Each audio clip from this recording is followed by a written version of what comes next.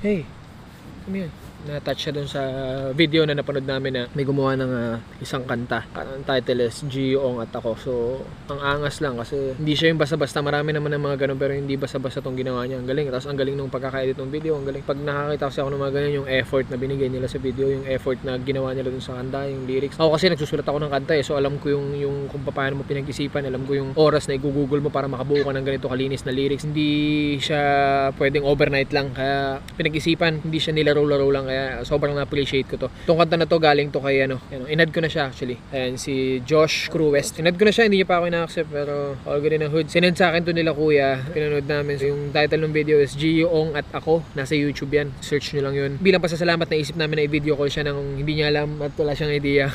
Hindi ko alam kung matatawagan ko siya kasi hindi pa nga pala kami magkaibigan sa Facebook. Yun. Okay.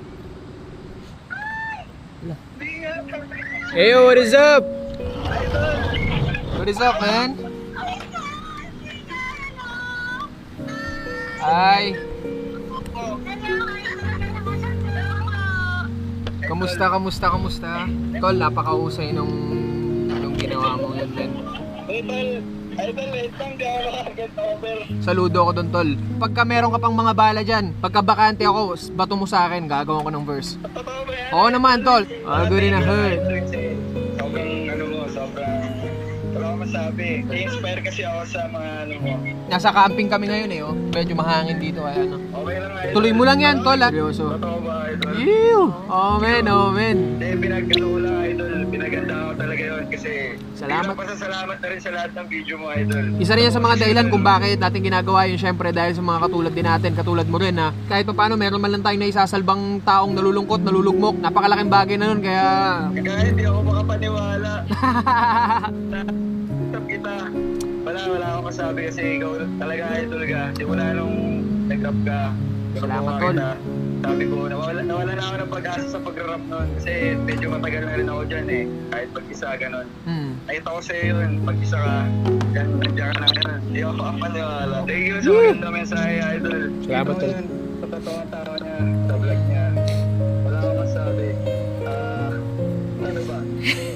Ano ba kayo? Medyo dramatic na tayo Sobrang nagustuhan ko, tol. Hi ka muna sa mga tropa natin, oh. Oy. Hello! Wala. Baby Astig. Tulog. Doon na sa tent. Andiyan sa tent. Tulog na, tol. Alright. Salamat, tol. Salamat ulit. Bless up. Bigyan mo ulit ng kumpiyansa para magpatuloy. Tuloy lang, men. Tuloy lang. Walang makakapigil kahit ano pa yan. Hanggat buhay ka, hanggat humihinga ka, tol. Pwede mong abutin lahat. Yun lang naman ang bala natin dun eh. Hanggat humihinga, nakakagalaw, nakakita tayo. Kaya natin yan. Kaya talaga yan. Depende lang talaga paano ka mag-iisip. Walang imposible talaga sa lahat. Pag mas pahirap na ng pahirap, pabitaw ka na ng pabitaw, asahan mo, kinabukasan makalawan, nandyan yung may magandang balita sa'yo. Anong good news. Yun, tol. Alright. Sige, men. Ingat ha. Ingat. Whew! Maraming salamat sa'yo, Josh. At bumuo ng ating gabi. Ano ba yun? Ano po? Ano yung Wala. Sorry.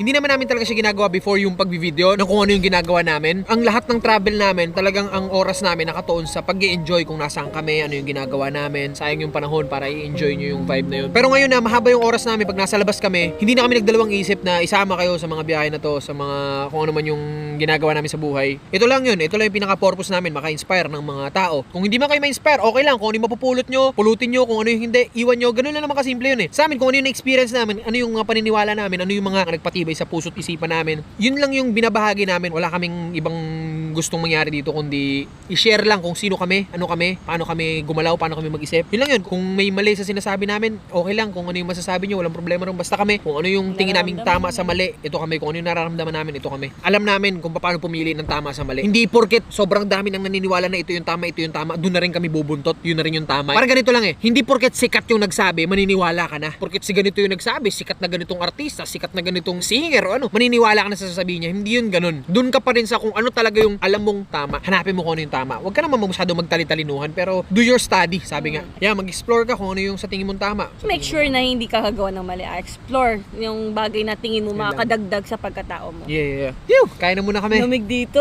Nasa gitna kami ng New Gan, so hindi nyo na nakikita ngayon kasi madilim na sa paligid. Pero sobrang hangin dito, tapos malamig din Naririnig yung mo vibe. yung... Tapos naririnig mo yung dagat. Ew! Chill.